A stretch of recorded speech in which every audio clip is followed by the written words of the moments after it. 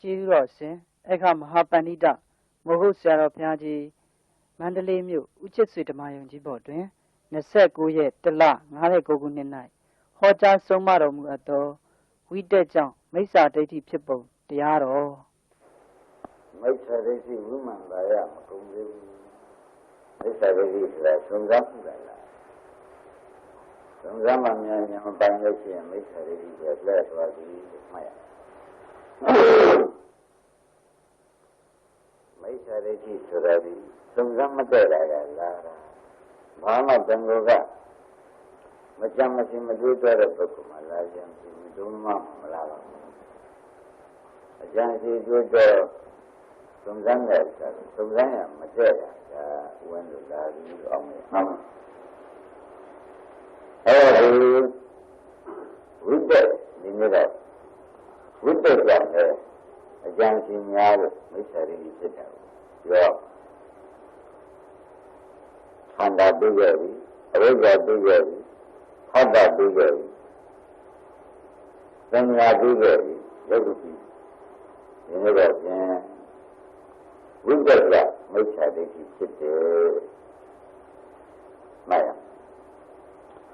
ဝိတ္တဆိုတာဘာလဲဆိုရင်အာယုံကိုကျမ်းကြည့်အောင်လို့တာဝိတ္တမှတ်ရအဲ့ဒီကျမ်းကြည့်အောင်လို့တာဝိတ္တဟာသင်ရှားပါတယ်အဲ့ဒါကျမ်းကြည့်အောင်လို့တာကိုဘယ်လိုနဲ့ကိုကျမ်းကိုယ်ကဒီလိုနဲ့ကိုကျမ်းပြီးကြလားဆရာမပါညီမပါ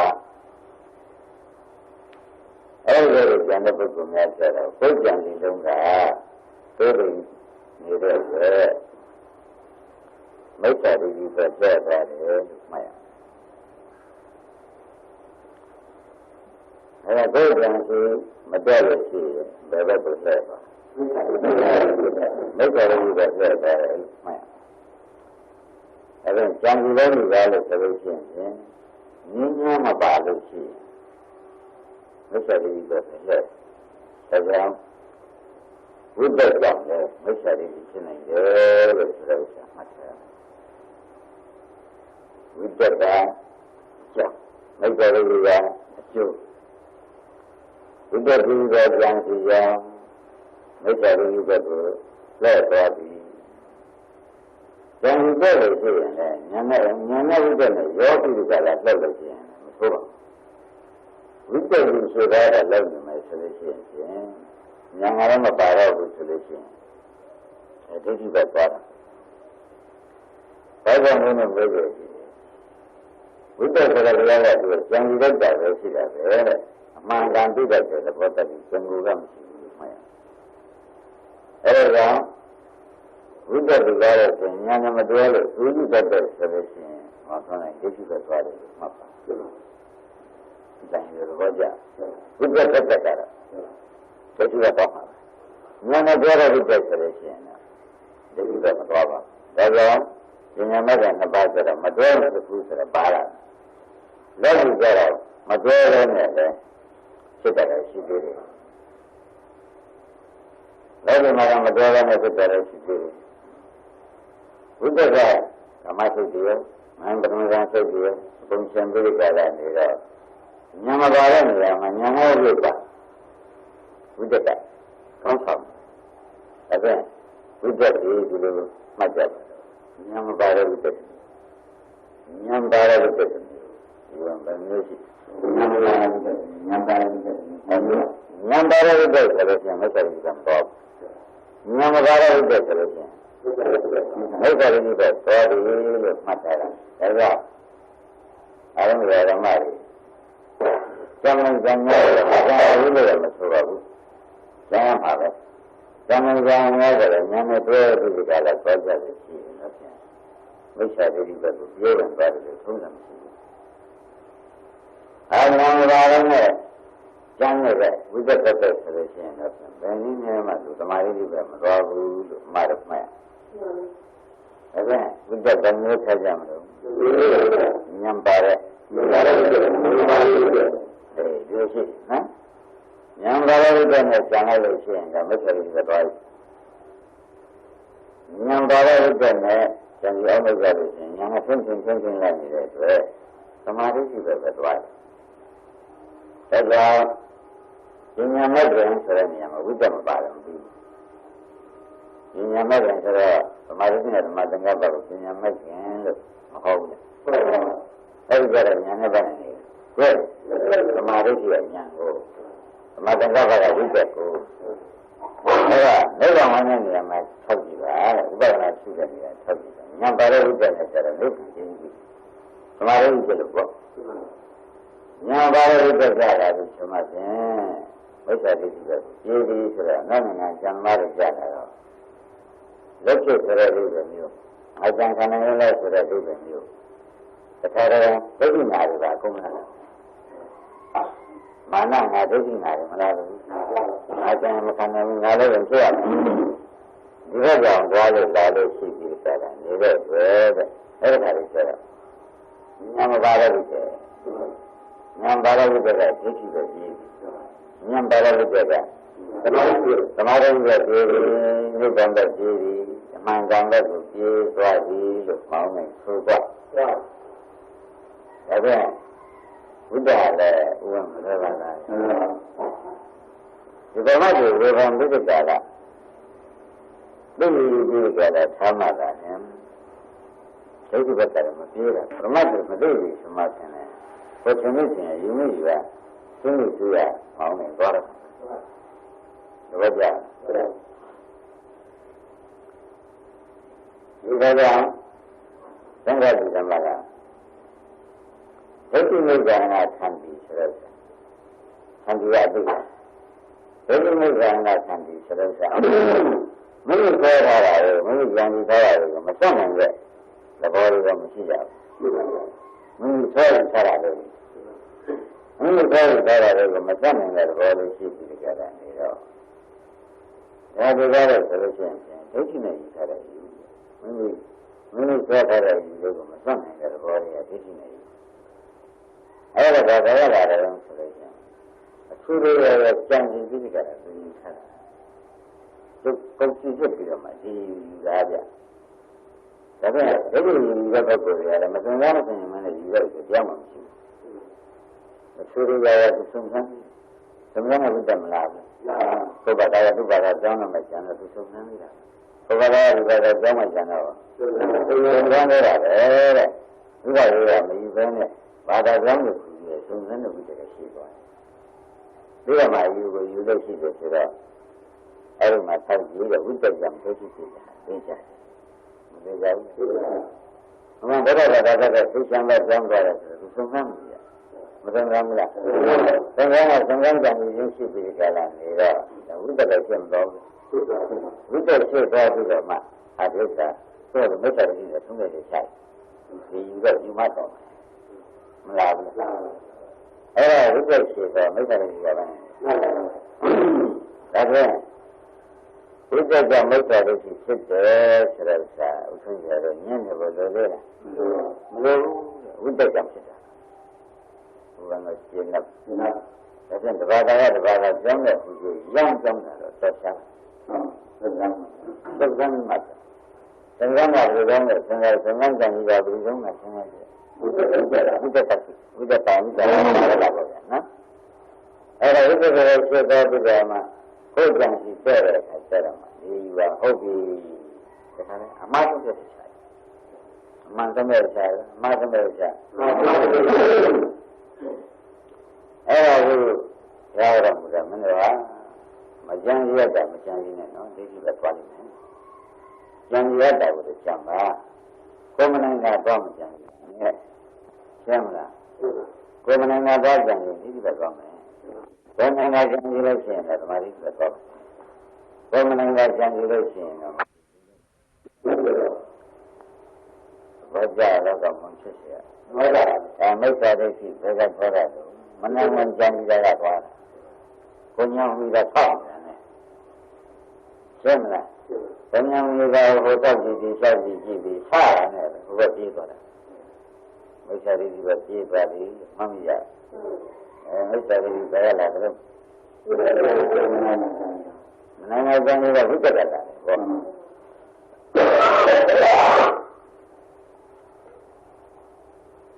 အဲ့ဒါလည်းမိစ္ဆာလည်းရှိလို့ဝိတ္တကလာတယ်ဆိုတာတော့ဖြင့်ဘာမှညှင်းဖို့ရမလိုတော့ဘူးအယူကူးပြောင်းတာတွေထောက်ပြန်တော့ကိုယ်တွေးဆက်လွန်တာတွေထောက်ပြန်တော့မိစ္ဆာကြီးပဲပြေးသွားသူကိုယ်တွေးဆက်လွန်တာနဲ့မိစ္ဆာကြီးပဲပြေးသွားတယ်မရှိဘူးလားရှိပါလားမရှိကြရတယ်ကျန်စီကနဲ့ပဲဒီကျန်စီလိုကျန်စီလိုက်လို့ရှိရင်ဒီလိုတော့ဖြစ်တယ်ဆိုပြီးဒီကရကျန်စီကနဲ့ပဲဒိဋ္ဌိကပြေးတယ်ရှိတာဒိဋ္ဌိကပြေးရင်ကျန်စီကျန်စီမှားရလာတယ်ဆိုတာကောမလို့သဘောကျမဟုတ်လားဒါပြန်ဒါကမကျန်စီရတာမကျန်စီနဲ့ကျန်စီတိတ်တာကိုကျန်စီဟုတ်လားဟုတ်မကျန်စီကနဲ့ကျန်စီတိတ်တာကိုကျန်စီပါဆိုမနိုင်ဝန်တော့မကျန်နဲ့ပြောတာဘုရားရာတို့ရာတို့ရာပုရိသင်ကပတ်ကျန်နေဘယ်နဲ့လို့ဒိဋ္ဌိကမတော်လို့ဆိုတော့ဟုတ်ပါမဟုတ်ဘူးဒါကဟုတ်မှာမဟုတ်ပါဘူးဆံဘုရားလို့ပြောမဟုတ်ဘူးဆိုနေကြတယ်ဟုတ်တယ်ဘယ်ရလာလဲဝိတ္တကလာတာမကြံရတာကိုကြံလို့ကြံရတဲ့ကြံလို့ရှိရင်ဘယ်နည်းမှမိစ္ဆာရိမလာဘူးသမာဓိရှိတာလာမှာပဲဘောပြကြပါလားဒါပြန်မိစ္ဆာရိဘယ်ကလာတော့ကွဝိတ္တကလာမကြံရတဲ့ကြံတဲ့ဝိတ္တကလာတဲ့ဒါမျိုးညံပါတဲ့ဝိတ္တလာပြီနော်မှန်လို့လားမကြံစီကိုမနိုင်ဘူးကြံစီရင်းကြောင့်လေမဆက်ရည်ဖြစ်ညံမပါတဲ့ကြံစီခုကြောင့်လေဒီချက်ပေါ့ဝိတ္တကညံနဲ့နေရာနဲ့ရှင်းတာမဟုတ်ခဲ့ဘူးညံမပါတဲ့ဝိတ္တကြောင့်လည်းမိစ္ဆာရိပဲသွားတယ်ညံမပါတဲ့ဝိတ္တနဲ့ကြံရင်းကြောင့်လည်းမိစ္ဆာရိပဲသွားတယ်ဒါကကိုမနိုင်တဲ့ကြံစီခုကြီးကိုကြံရင်းနေခြင်းဖြင့်လေမိစ္ဆာရိပဲသွားတယ်ဘောကြလားမိမိတို့ရှင်း납ပါဘယ်နှချက်တော့ဘယ်လိုပါလဲ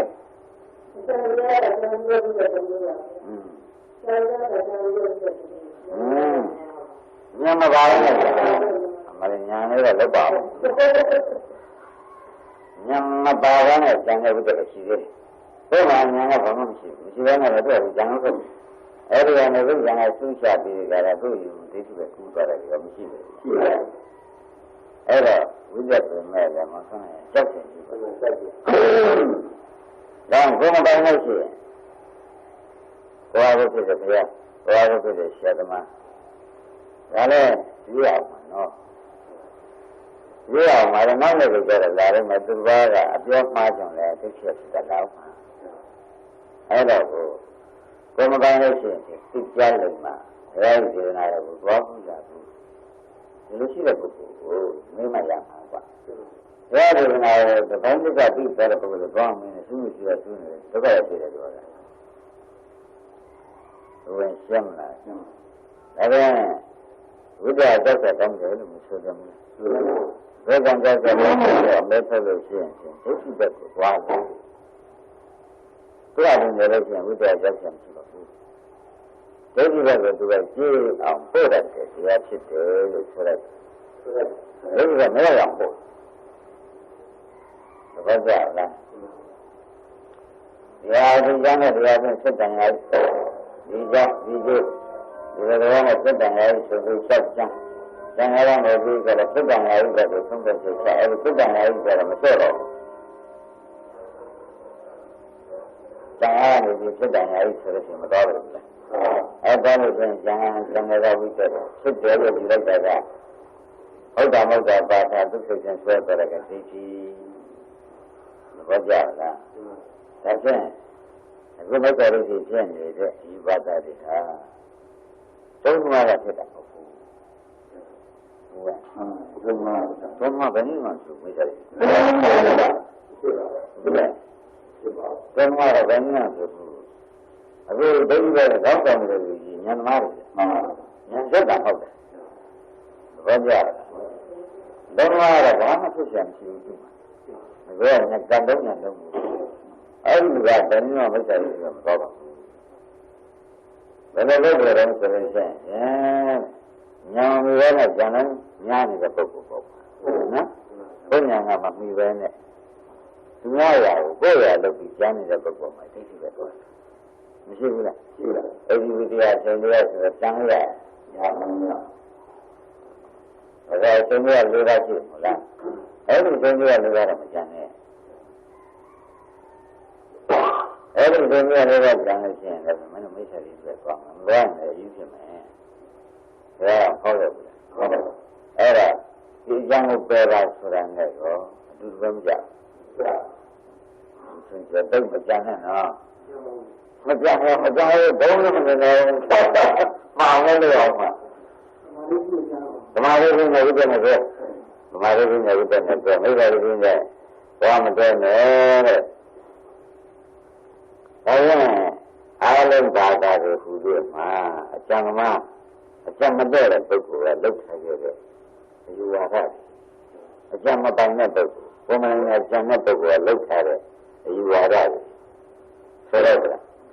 ဘာမှမပေါ်ကြရဘယ်သူမှမကြံနိုင်နဲ့ရတဲ့တိုင်းထားတာဘူးလေဟမ်ဘယ်သူမှမတွဲနိုင်တဲ့နေရာဘယ်သူမှမသွားနိုင်တဲ့နေရာဒါပဲလည်းမရှိတဲ့နေရာမလန်းကုန်းစကားပြောပြီးစကားနိုင်လို့ပြီးပြောတာလည်းမတွေ့ဘူးလားအဲတောင်းဘုံလမ်းဆုံးထားတာသိကြရတယ်တောင်းဘုံမှာရှိတဲ့သူတို့ခဲဆိုတော့ရုပ်ကဘယ်သူမှလည်းသုံးသပ်လို့လည်းမရနိုင်တဲ့နေရာဆိုတော့ကျန်မှများတာနဲ့အဲ့ဒီကောင်တစ်ခါတည်းယူပြနေကြတာအဲ့ဒီယူရကိုကျန်တဲ့မိဂါလာနေတဲ့သိဉာဏ်တဏ္ဍာကြီးဟာဝင်ကြီးပွားမှာကြီးပွားတယ်ဒါ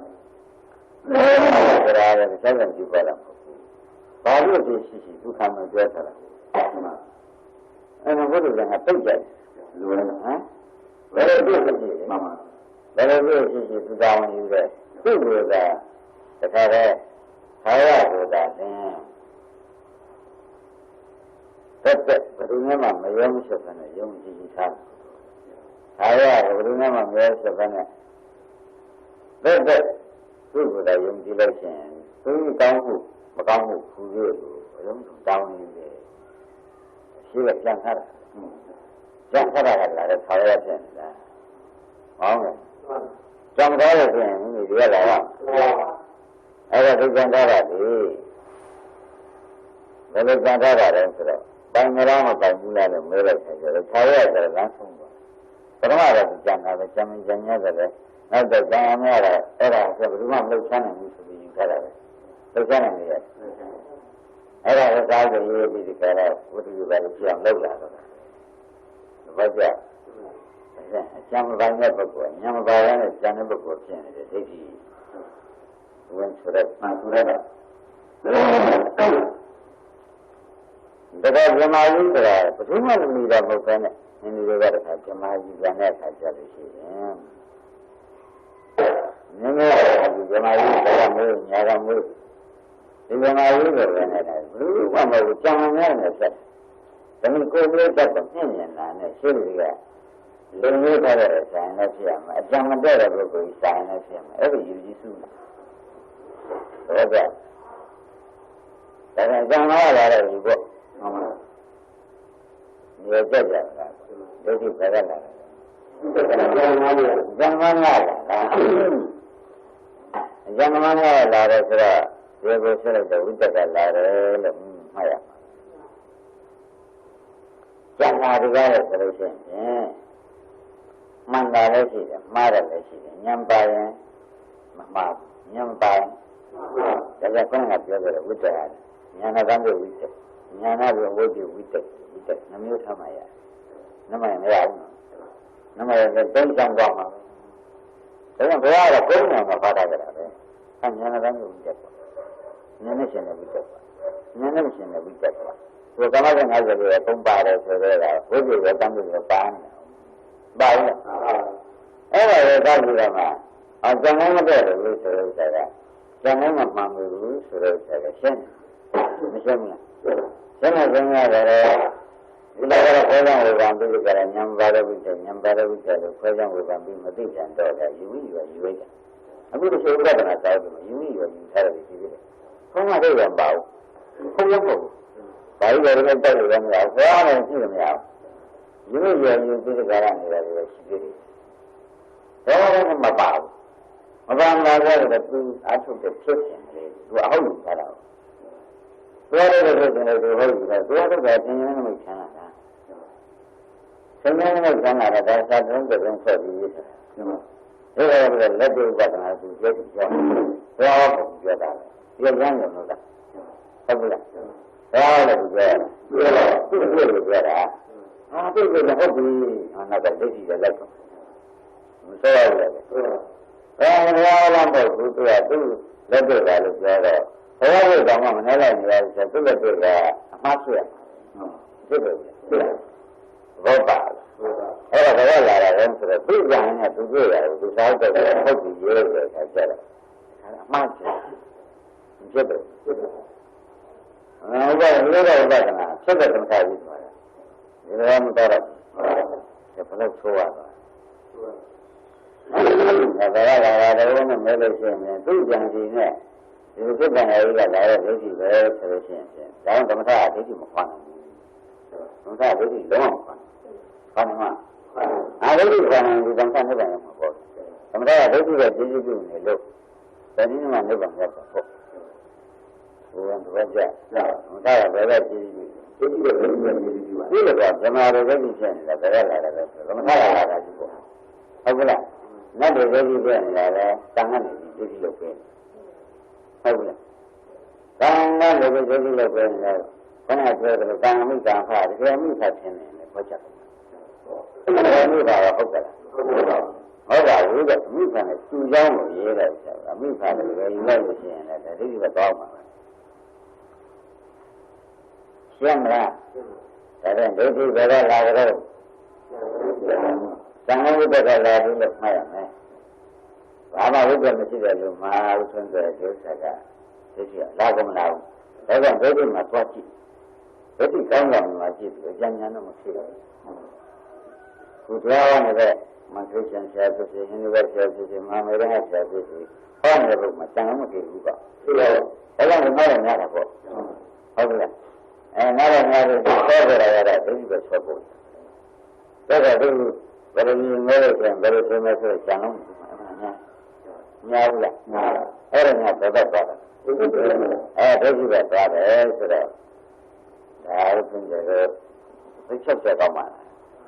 chấp nhận không ở đây đó thế thì là nghe về cái gì đang ở đây cái gì vậy tôi là đây cái gì vậy và tôi thấy đây là bạn tôi bắt đầu làm anh ấy đó thế thì đó là cái xem nào đang ở đây cái gì vậy rồi nó ngay đây thế thì tất cả đấy ngay mà thằng nào tất cả đấy là bao nhiêu ở đây nó là cái bao ấy cái đấy là bao rồi nó cái này là rồi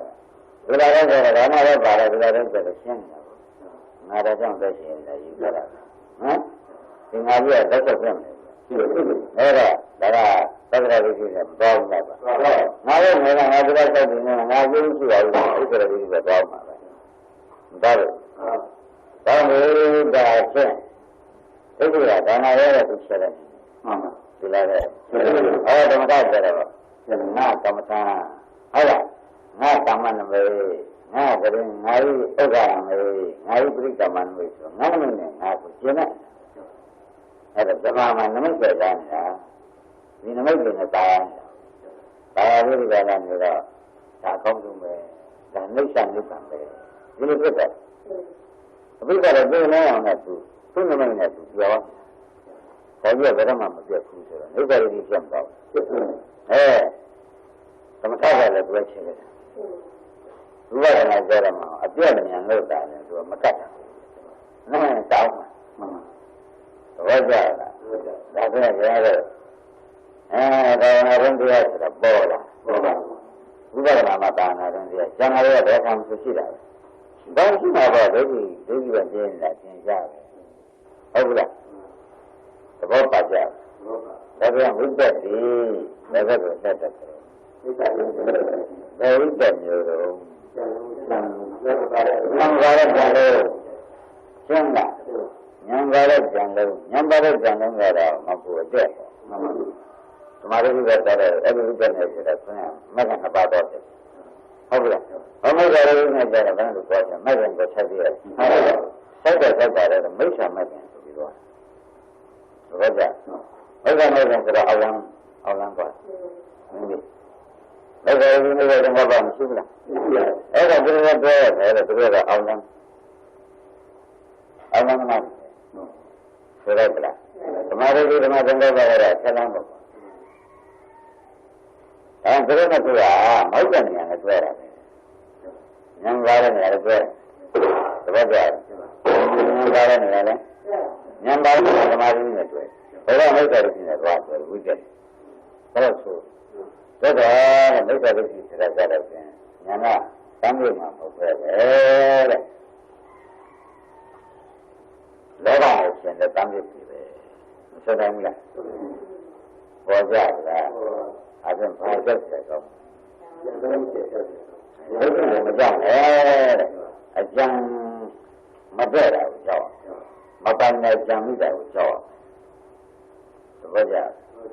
ကောင်းပြီမပိုင်တဲ့ကြံလို့ဒီမှာကိုယ်ကြံရတဲ့လူကြီးစုကောင်းနေဖြစ်နေမယ်ဆိုလို့ရှိရင်မစွန့်တော့ဘယ်လူကြီးစုကောင်းနေဖြစ်နေမယ်နောက်ကလည်းနောက်လည်းများ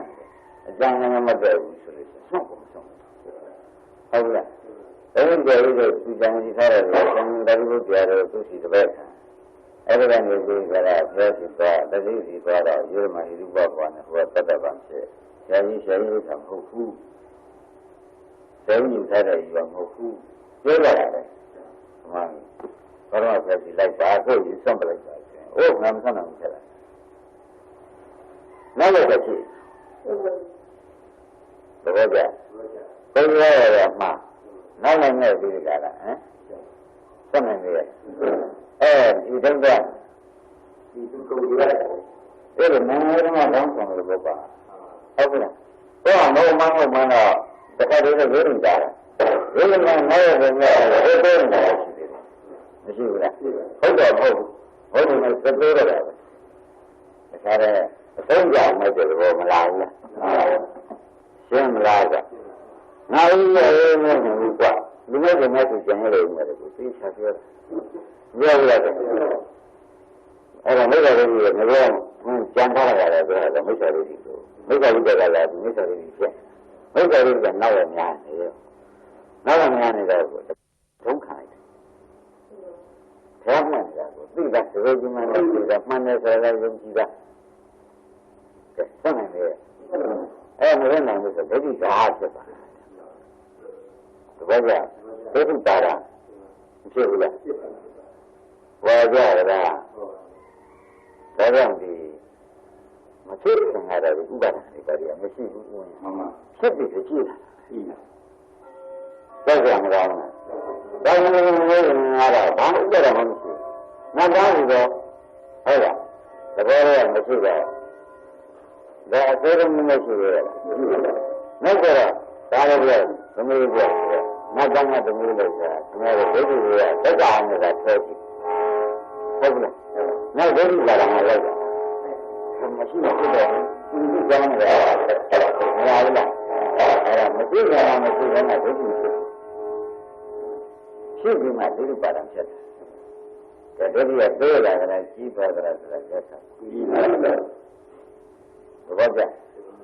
ဒါပေမဲ့လုံးဝမရှိလို့ရှိရင်လည်းကြီးရမရှိဘူးဘောပါရှိရင်တော့ကြီးသွားတယ်ဘောကြရှိရင်တော့မှဆင်လည်းကြီးကျယ်လာလိမ့်မယ်ဆင်ရတာဒါနည်းနည်းမိုးလာလို့ဆိုတော့သူကြီးကျယ်လာတာပြောတာပြောကြောက်သူ့ကိုမိုးလာခဲ့ရတယ်ဘယ်တော့ဟုတ်ဘူးဒါကြတဲ့ဘာမှမကောင်းတဲ့မိကစားပြီးကြတယ်ရောက်တာလည်းများတော့အဲ့ဒီကိုကြည့်ကြအောင်သူပေါ်ပြမိုင်းငယ်မိုက်တာကျုပ်တော့သူ့ဘောမှာမပြတ်ပါဘူးဆိုတာပါရဲ့ငယ်ငယ်နာပေါ်တဲ့ကြက်ကြတာမပြတ်ဘူးဟိုတော့ဘောင်းဆန်တော့တော့သူ့မှာဆဲနေတာဟုတ်ရဲ့ဒီလိုပါဘောကြရတာဟုတ်ရဲ့အဲ့ဒါနဲ့အတူနေကြတယ်ပြောမပြောငါကတော့ဖြင့်နင်ကောင်းပါလားပဲနောက်ကြတော့သူမရှိတဲ့ငါမရှိငါမရှိတဲ့သူမရှိဆိုရဲငါတို့တွေချုပ်ပြီးဒီလိုပါလားလားမလာဘူးလားဘုရားကောင်းပါလားနဲ့အိမ်အောင်ကြတယ်နောက်ဒိဋ္ဌိပါလားပါလားရှင်းမလားအဲ့ဒီကြတော့ခေါ်လို့ရတယ်လား没啊，不是，咱们把人家方面了，都是把人家方面了。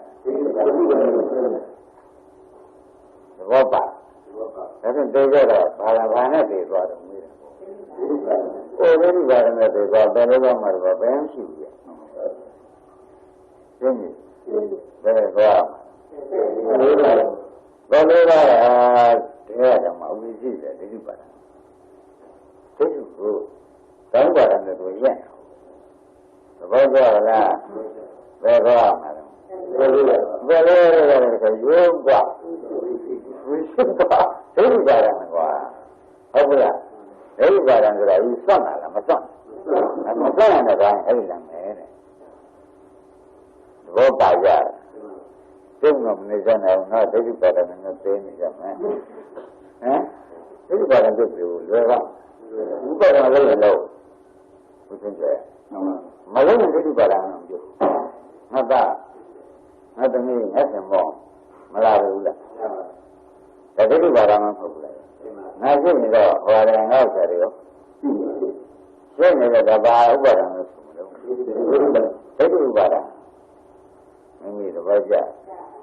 这里把它啊，绝对不要两三年，专门听了。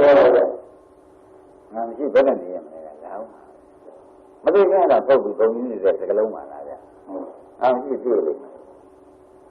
没得看过公寓的，我这人们公寓里面这样的，俺是没得在对的没出来的，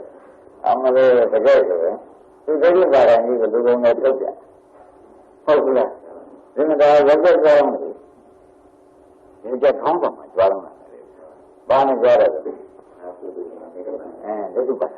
好不啦？俺们这没得什么，没拉不啦？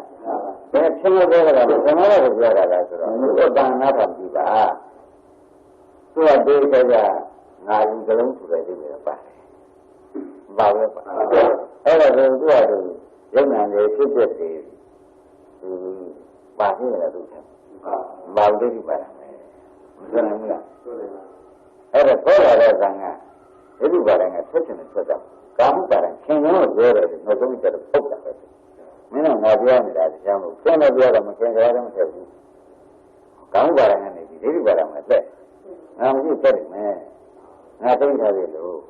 没拉不了。这个我跟你说，现在不要你咱们拿草，是咱们把人这里把人才在问，他都包在下边，我听着老人你了，妈的说，咱们人你。这个人就打你了，因为咱们过来嘛，俺们过来听不见了就，好了，这一过来俺们就给把人来说，俺说的这个事呢，主要这么说了，俺们不行，不把我们约你了，那咱们这边就把我约了嘞，这留学的那没干，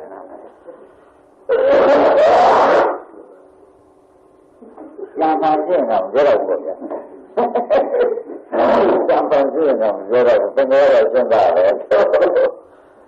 玩意儿不多少钱，都得多少个呀？还多钱呢？你说的是不是？说那个，这个说对起来，都得没到，说那些都得没到，这个还是地了说的钱，都得没到，都得是过得了。俺就是俺要的时候，咱们到这年了，都完成了，完成了。哎，老杨，这个我就来介绍，我这都得来做，有的可以。可能那边介绍的是让我下一下，人有的，这个地方，都地的这个人现在都过了。2万呢，这个呢介绍是，我们大用这个不为的，2万明白讲了，怎么不吧？俺们这个在南京呢，长毛城一样的呀，南京呢，长春一样的呀。我们把各个国家的都吃了起来，主要各个国家的吃，咱们在这年的有的人忙着忙着了，没这几年把这来吃了的，主要就是把这个一起忙。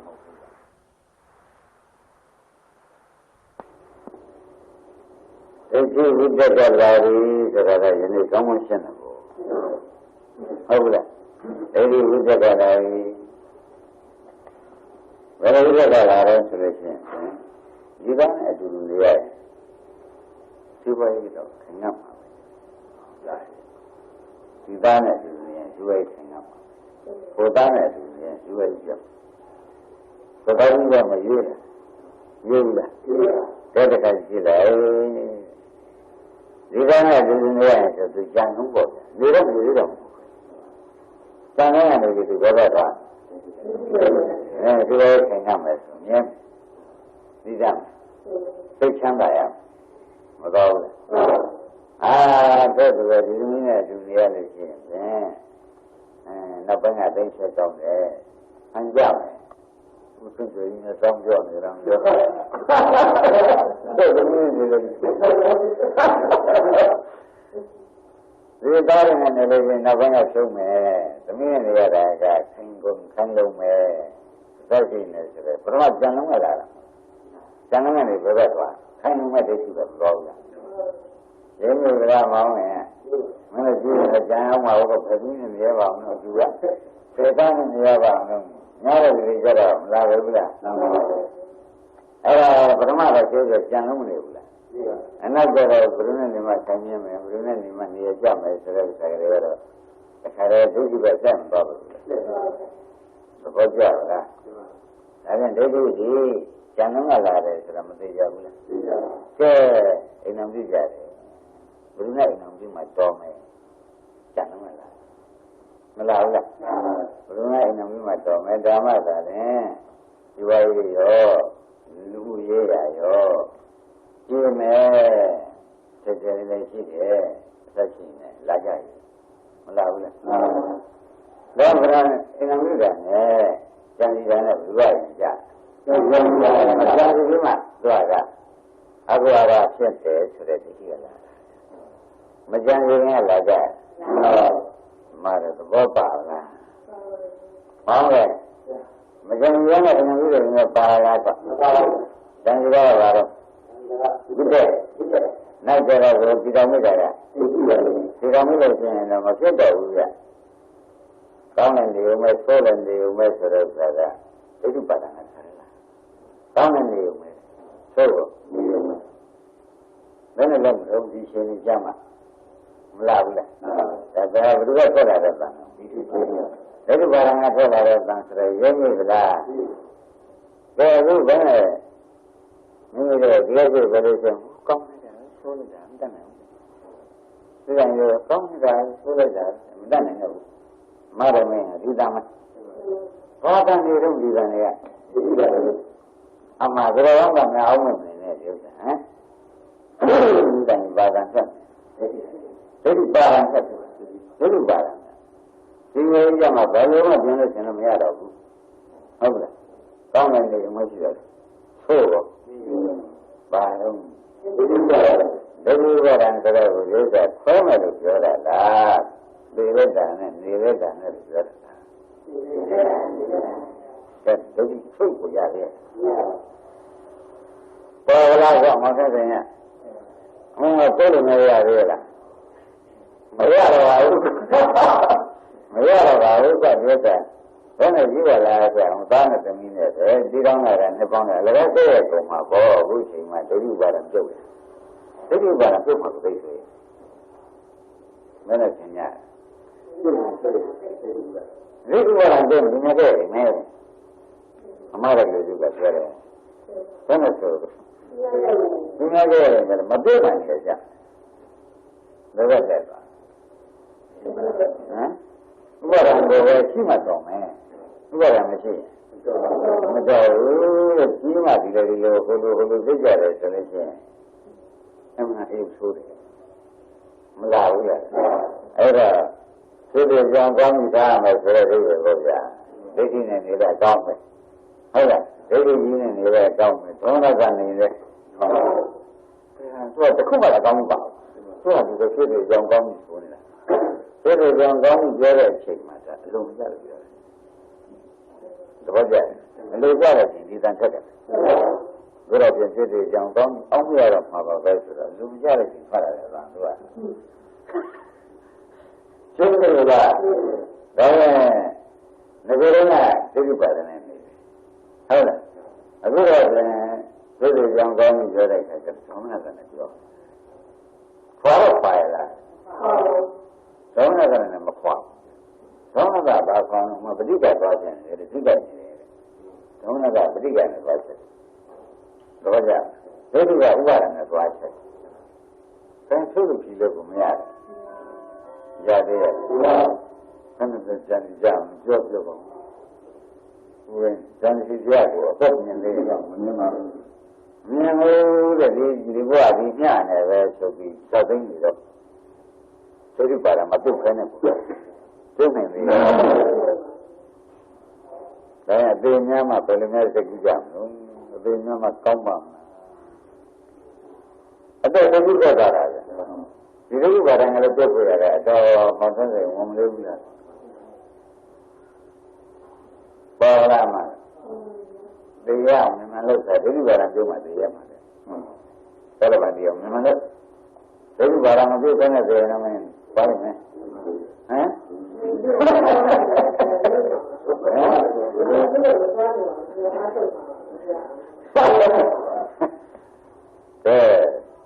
ဝင်အမပြောတော့ဒါတော့တော်တော်ခေါ်လိုက်ကြပေါ့ပြောဖို့ပြောတာလောကမှာတော့ဒီလောကဘာလို့ကောင်းလာလဲသူနောက်ကြည့်အောင်မှန်ပါပါအမှန်ဆိုရင်လည်းပုတ်ပြနေတော့အကောင်းကြီးလို့ထင်နေကြတယ်ဒါမဲ့လည်းဒါကြောင့်ဘင်းတို့ပြောတယ်နာမလုပ်ပြကွာဒိဋ္ဌိဝိသိကိစ္စတော့ပါမလို့မျက်စိသမိတ်နဲ့ရတယ်သိခဲနေတာမဟုတ်ဘူးဟုတ်လားဘယ်မှာပြောပြနေရုံနဲ့ဖြစ်ပြဒုက္ခသစ္စာလို့သုံးလို့ပြတာချပါပါဒီလိုဝိသိကိစ္စတော့သိတာမပြတ်ပါနဲ့ဆိုရတယ်ရဝိသိကိစ္စဖို့ဆိုတော့အလွယ်လေးဒိဋ္ဌိကိဝိသိကိစ္စအလိုပါပါဘူးလားပါပါဒိဋ္ဌိကိနေတဲ့ပုဂ္ဂိုလ်တွေကဒိဋ္ဌိကပြုတ်တယ်ဆိုတော့မဖြစ်ပြကိုသေချာမြင်တော့ဒါငါကငါမဟုတ်ဘူးဆိုတော့သိနေပဲကွာသိဘူးလားသိတာသိတဲ့ဒိဋ္ဌိကမပြုတ်ဘူးလားပြုတ်တော့မှအဲ့ဒီလိုဝိသိကိစ္စပြောပြီးကျန်ရင်ဆင်ရရတာမရဘူးပြုတ်ပြတာဆိုပြုတ်ပြီးလို့ပြတဲ့ဥစ္စာသိနေဝိသိကိစ္စဘယ်နဲ့ကြောင့်ပြတ်ပါလိမ့်မလို့လောက်ကြမလို့တော့ဘူးအကြောင်းပြလို့ပြည့်တဲ့သိသိဘူးလားသိတယ်အဲ့ဒါဘောဓဘာသိခင်တာမဟုတ်ဘူး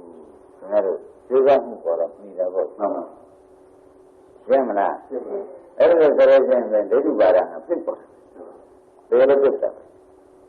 နမလို့ရှင်းဖြင့်လူတွေတစ်ထောင်မှာဒိဋ္ဌိပါဒပြုတ်တယ်ရောက်ပါဖို့တော့ပြင်းရောက်ရမှာညိဒီကမ္မမနဲ့မညိလို့ရှိရင်နောက်ကမ္မမနဲ့ဒီတောင်ရင်နောက်ကမ္မမညိမှာပဲ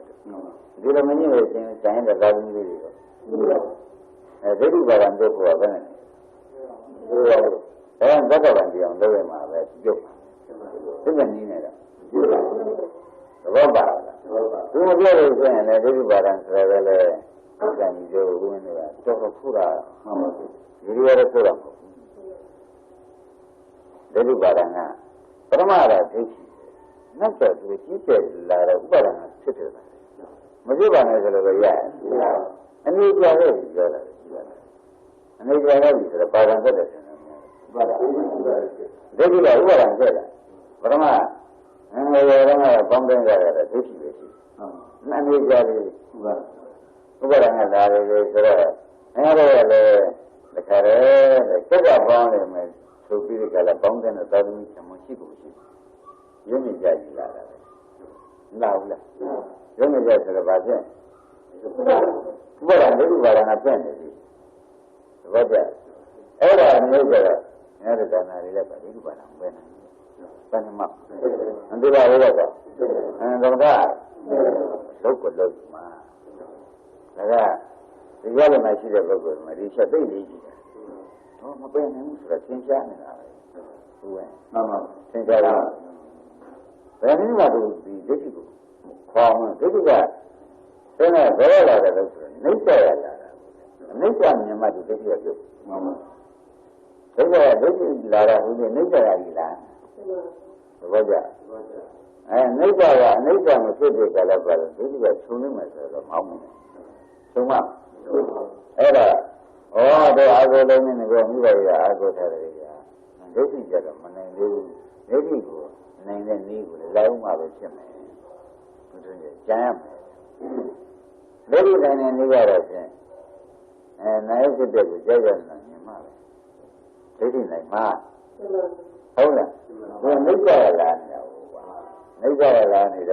they got a soup, yeah, nine ma. They did it and they were a game of it.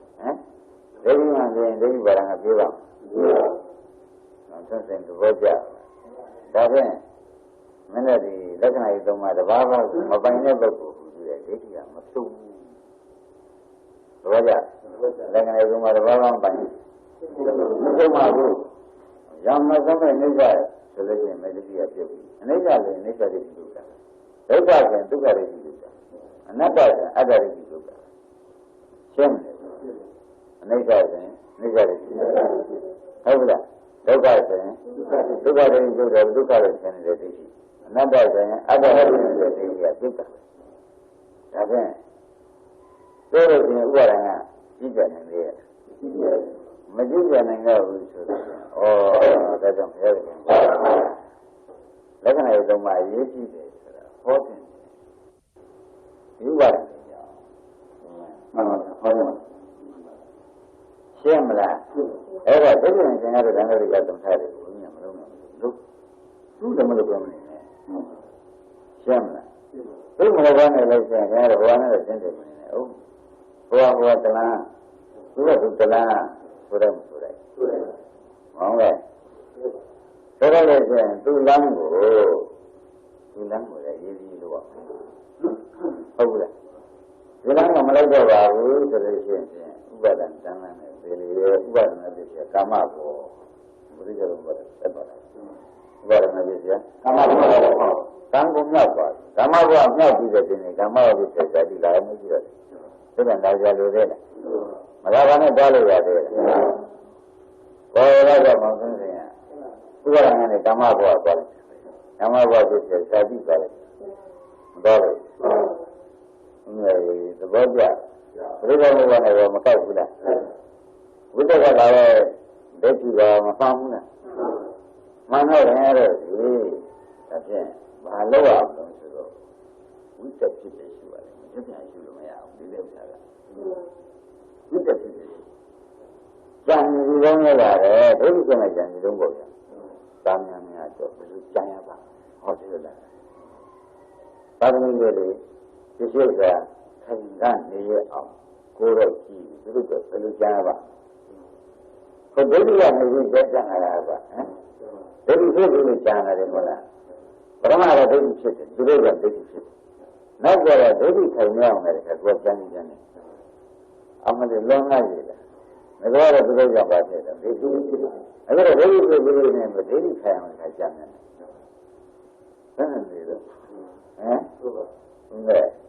But I'm not able to get a village of Mola. Not that below was a minute. When you see that I got it. Don't be 11 members of the Tonian of Young Jay. Oh, Johnny Johnny. Machaji Buddha. I have a reservation. Take it, come here. Jimmy, Madam Machaji. You got a room in my home. I have a reservation and the Guru came, I said, where some of that is like a material young woman. Take it, come here. Look, not your other young people. Look at. So there is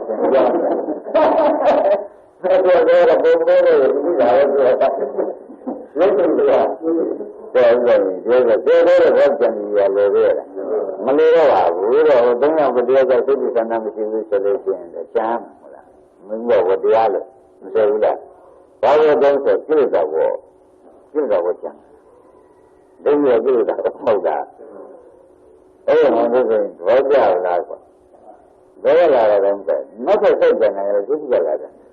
But I don't have a channel to do it. Not that we can come young channel. That's it, eh? Eh? And that's what I was. The morning, Robert. Mamma, Jana, by it. Very good, now, very good, whatever. So, not the subject by there. Mubara, I didn't look at it. Yeah, the big holiday. ဒီများလိုက်ဒီစိတ်ကိုတော့ထားကြတာပဲ